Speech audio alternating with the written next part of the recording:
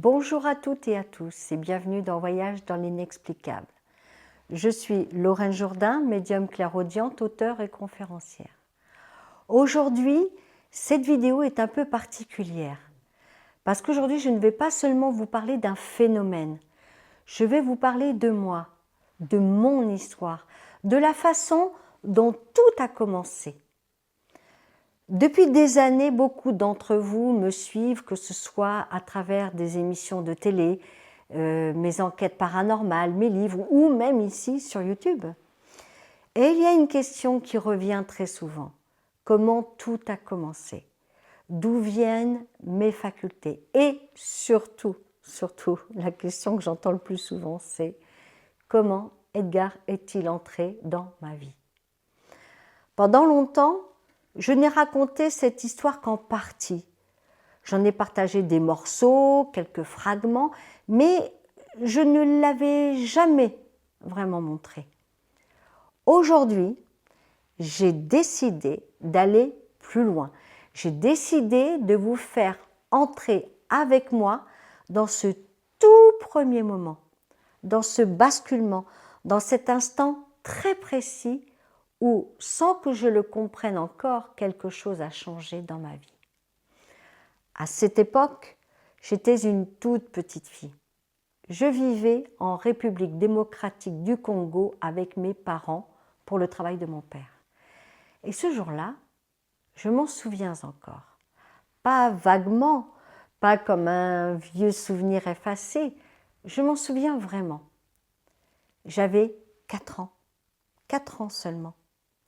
Et sans le savoir, je venais de mettre le pied dans un monde que je n'allais jamais plus quitter.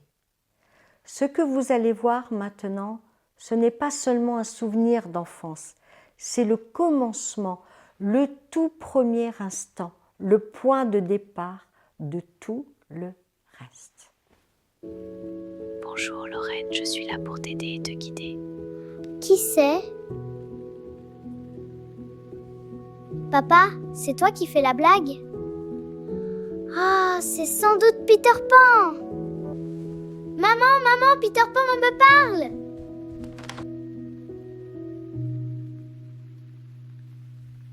parle! Lorsque j'en ai parlé à ma mère, en lui disant que Peter Pan me parlait, pour elle, c'était simplement un ami imaginaire. Elle m'a répondu très naturellement de continuer à jouer avec lui. Et moi, à cet âge-là, tout cela me paraissait parfaitement normal. Puis, vers l'âge de 5 ans, il s'est passé autre chose. Nous étions en France, en vacances chez mes grands-parents, et j'avais une verrue à l'index. Mon père, un peu russe, déclara qu'il fallait aller chez le médecin pour la faire brûler. Il fallait en profiter, parce que nous étions en France juste pour les vacances. Dans ma tête d'enfant, j'ai cru qu'on allait vraiment me brûler le doigt. J'étais terrorisée. Je me suis alors enfermée seule dans la salle de bain. Pendant un long moment, j'ai frotté cette verrue avec mon pouce en me répétant qu'il fallait qu'elle parte, qu'il faut qu'elle parte. Et ensuite, je l'ai passée sous l'eau en me disant, je dirais plutôt en me convainquant que l'eau chez mes grands-parents était peut-être magique. Mais alors, le plus paradoxal là-dedans, c'est que le lendemain ou le surlendemain, je ne suis plus sûre très bien, mais elle avait vu mon index, elle avait disparu. Alors avec le recul, plus tard, j'ai compris que cet épisode n'était pas anodin. Plus tard, mais pas si lointain que ça. Vous comprendrez dans la suite. Mais sans le savoir, j'avais du magnétisme. Mais ce que vous allez voir maintenant va encore plus loin. Allez, on repart en Afrique, à Lubumbashi. J'avais alors 7 ans. J'étais une petite fille joyeuse, avec une vie tout à fait normale. Et parmi les adultes que je croisais souvent, il y avait un homme auquel j'étais très attachée, le jardinier de nos voisins. Et ce qui s'est passé ensuite, eh bien, je vais vous le laisser découvrir en images.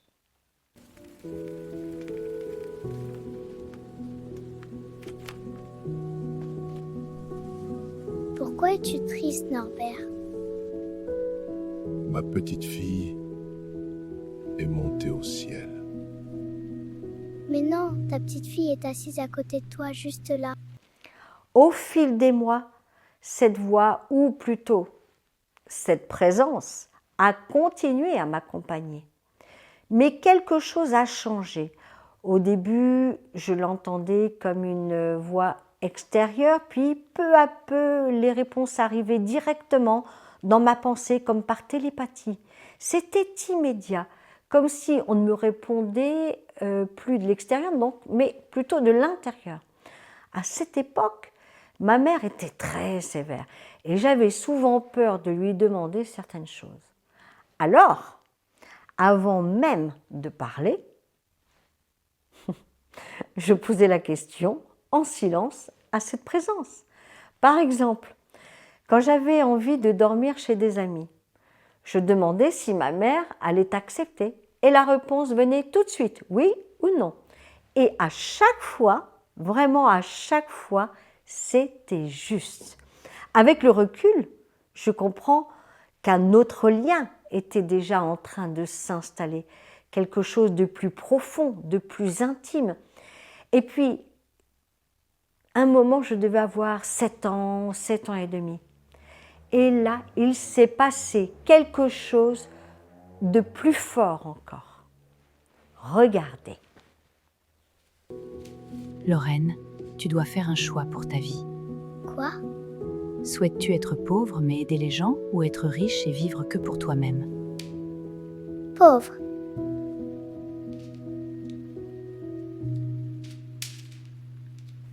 Sur le moment, je n'avais pas compris. En réalité, je ne comprendrai que bien plus tard.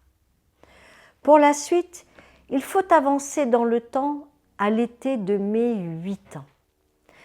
Cette année-là, j'étais en Afrique et je ne devais pas partir en France. Mais j'avais très envie de voir mes grands-parents. J'étais très attachée à eux. Mon père a alors eu une idée. Un ami de mes parents devait prendre l'avion, donc de Lubumbashi, pour Bordeaux. Enfin, Paris et Bordeaux, bien sûr. Il a proposé que je parte avec lui et que mes grands-parents viennent ensuite me chercher pour me ramener à La Rochelle. Bordeaux-La Rochelle, c'est pas très loin. Ma mère, disons comme peut-être un pressentiment, elle était réticente. Mais elle a fini par accepter. C'est comme ça que je suis arrivée chez mes grands-parents. Puis, il y a eu le 28 août 1981, chez mes grands-parents. Ce jour-là, nous avions passé une très belle journée au lac de Mervan avec mes grands-parents et les 2 jeunes sœurs de ma mère. L'une 3 ans de plus que moi, l'autre 6 ans de plus que moi. Je me souviens encore de détails très précis. Je portais une petite robe bleue à fleurs et des espadrilles bleues. Le soir, en rentrant, nous étions devant la maison. J'étais dans la petite allée avec ma tante âgée de 3 ans de plus que moi. En face de nous, sur le trottoir, il y avait 2 enfants qu'elle connaissait. Tout était calme, tout semblait normal. Et soudain, un bruit a éclaté, un bruit terrible, un sifflement énorme, comme le sifflement d'un avion, comme si l'air venait de se déchirer. Curieuse, je suis allée voir, et ce qui s'est passé ensuite, voilà.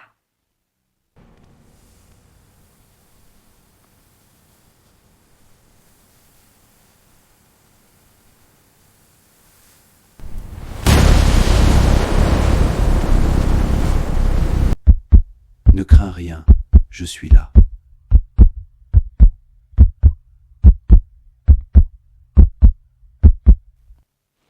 La voix masculine que vous venez d'entendre n'était pas celle qui me parlait depuis l'âge de 4 ans. À ce moment-là, je ne savais pas encore qui c'était. Je ne l'ai compris que bien plus tard. Cette voix, je l'ai reconnue. Cette voix, c'était Edgar. Après l'explosion, tout a basculé. Ma jeune tante, que j'avais appelée, m'avait rejointe. Et donc, elle aussi a été grièvement blessée. Nous avons été transportés à l'hôpital de La Rochelle. Elle est restée à l'hôpital de La Rochelle, mais mes blessures étaient si graves que j'ai dû être héliportée à Bordeaux, à l'hôpital Pellegrin. Les médecins pensaient que je ne survivrais peut-être pas. J'avais de nombreuses fractures, des brûlures importantes et des éclats dans les yeux. Et pourtant, aujourd'hui, presque rien ne laisse le voir. Je n'ai aucune trace visible, si, à l'exception de cette petite cicatrice, c'est la seule trace de l'accident que j'ai conservé. À l'hôpital, on me considérait comme une miraculée. Ma grand-mère est restée près de moi, ma mère est rentrée d'Afrique immédiatement, mon père, lui, n'a pas pu revenir tout de suite. Et ce qui est troublant avec le recul, c'est que je n'ai gardé aucune séquelle ni physique, mais ni psychologique. Pas de peur du feu, pas de traumatisme écrasant. Mais 2 ans plus tard, il s'est passé autre chose. C'était en classe de primaire en France. Un jour, je suis partie à l'école en pleurant. Et quand on me demandait pourquoi, je répondais mon père va mourir. À savoir qu'à cet âge-là, j'avais donc 10 ans. La notion du temps, c'était pas encore ça. Mais à ce moment-là, mon père était en bonne santé. C'est plus tard que les choses sont venues. Mais dans cette école, j'avais aussi une très bonne amie. Nous portions presque le même prénom. Elle s'appelle toujours Lorenza et moi, Lorraine. Et un jour, pendant la récréation, regardez ça. Qu'est-ce que tu vois pour quand je serai grande? Tu vas te marier avec un homme du Nord et tu auras 2 enfants, une fille et un garçon. Waouh! Lorenza et moi sommes toujours restés en contact. Toujours, encore aujourd'hui. Nous sommes restés amis. Et en effet, elle s'est bien mariée avec un homme venant du Nord, de la France. Elle a eu également 2 enfants, exactement comme je le lui avais annoncé lorsque nous avions 10 ans. Puis les années ont continué à passer. Ma mère, qui jusque-là ne croyait absolument ni à la spiritualité, ni à la religion, ni à rien de tout cela, avait pourtant commencé à me croire. Mes parents avaient divorcé, mais mon père, c'était pareil, hein. Il ne croyait pas. Hein. Mais ma mère, elle, a commencé à changer de regard après lui avoir décrit avec une exactitude une personne que je ne connaissais pas, mais qu'elle, en revanche, connaissait parfaitement. Je l'avais décrite jusqu'à une tache dans l'œil. À partir de là, elle a commencé à me croire. Puis les années ont continué à passer. Je suis entrée au collège, à La Rochelle.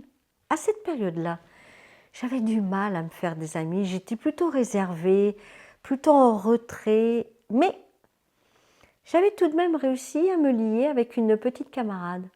Nous nous entendions très bien. Elle aussi était discrète. Il y avait entre nous quelque chose de simple, de calme, de naturel. Avant de vous montrer la suite, il faut tout de même que je vous dise une chose importante. Vous savez, la présence qui m'accompagnait, cette voix, eh bien, à cette époque-là, elle ne m'avait pas dévoilé son prénom, mais là, je l'avais. Elle s'appelait Abaleya. C'était une jeune Africaine défunte. Elle me suivait, elle m'accompagnait. Et à cette période de ma vie, elle était un guide pour moi. Les images vous en diront davantage. Ma mère m'a acheté ce nouveau blouson. Le tien, il est beau aussi, c'est ta maman qui te l'a acheté? Non, ma maman est morte quand j'étais toute petite. Je peux t'aider à parler à ta maman si tu veux. C'est vrai? J'ai une photo de ma maman. On va s'asseoir.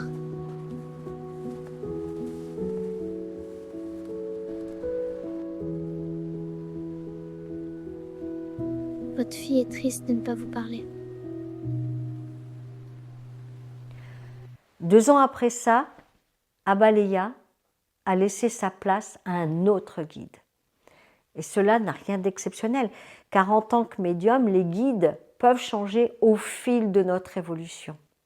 Cette fois, c'était encore une femme. Elle s'appelait Virginie. Et moi, de mon côté, j'avais 13 ans. J'étais entrée dans l'adolescence. Mais une chose, elle n'avait pas changé. J'étais toujours aussi espiègle. J'aimais rire, j'aimais taquiner, surtout taquiner. Et j'aimais parfois utiliser mes capacités d'une manière, disons, assez inattendue. Pendant que d'autres adolescents faisaient leurs petites bêtises, moi, je faisais parfois les miennes à ma façon. Et croyez-moi, cela pouvait être plutôt, je dirais, surprenant. Ce que vous allez voir maintenant en est un très bon exemple. Que puis-je vous servir, mesdames? Lorraine, non! Comme vous avez pu le voir, Virginie et moi étions très complices. J'étais très liée à elle, à 13 ans. Je m'amusais beaucoup avec mes capacités et avec la complicité de Virginie, cela m'amusait encore davantage. Je ne voyais pas le mal. Pour moi, mes dons n'avaient rien d'extraordinaire, c'était naturel. Mais c'est l'est en plus. C'était ma normalité. Je savais que cela pouvait impressionner, voire faire peur, mais dans mon esprit, c'était une farce, un peu comme ceux qui s'amusent à faire peur avec une araignée en plastique.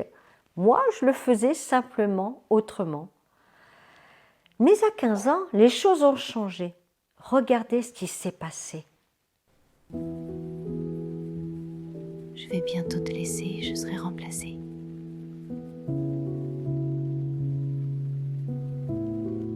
Mais pourquoi? Tout ira bien.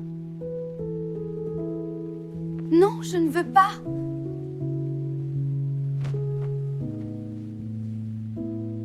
Tu vas évoluer. Qu'est-ce qui ne va pas, ma puce?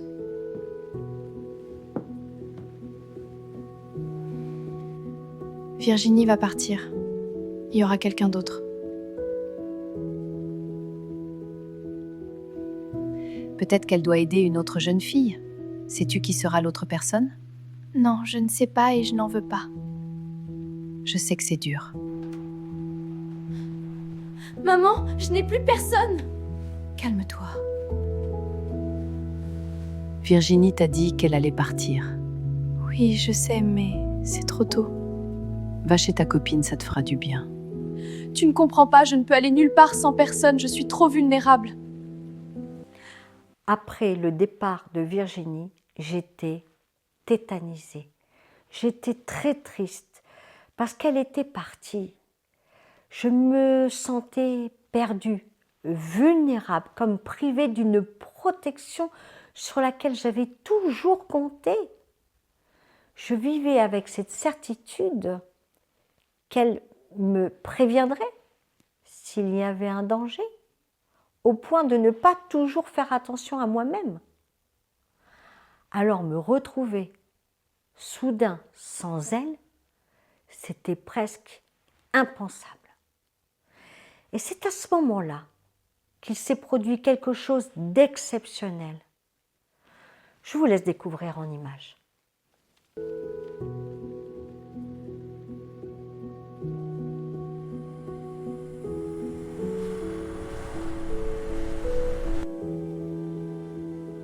Bonjour Lorraine, je suis Edgar Debay. Et voici comment Edgar est venu jusqu'à moi. On pourrait croire que tout commence et se termine avec cette apparition. mais ce serait loin d'être toute l'histoire. Parce qu'en vérité, à partir de ce moment-là, beaucoup de choses ont évolué. Et plus j'ai grandi, plus les événements se sont intensifiés, plus les expériences ont été marquantes, plus ce lien a pris de place dans ma vie. Alors aujourd'hui, nous allons nous arrêter ici, à ce moment précis, à ce premier face-à-face. Mais ce n'est que la première partie. Dans une prochaine vidéo, je vous raconterai la suite, celle qui a continué à bouleverser ma vie bien au-delà de cette nuit-là. En attendant, n'oubliez pas que mon livre, écrit par Edgar Debay, à l'exception de l'introduction et de la conclusion, le livre s'affiche là, vous le voyez à l'écran. En France et en Belgique, il sortira dès la mi-juin, notamment à la FNAC, Cultura et dans les espaces culturels Leclerc. Et pour les Canadiens, chanceux, il est déjà sorti, il est disponible sur le site de la maison d'édition Le Dauphin Blanc. Si cette vidéo vous a plu, cliquez sur le pouce pour soutenir la chaîne, abonnez-vous, activez la cloche et surtout, restez là parce que la suite arrive très bientôt. Alors je vous dis à très bientôt pour un nouveau voyage dans l'inexplicable.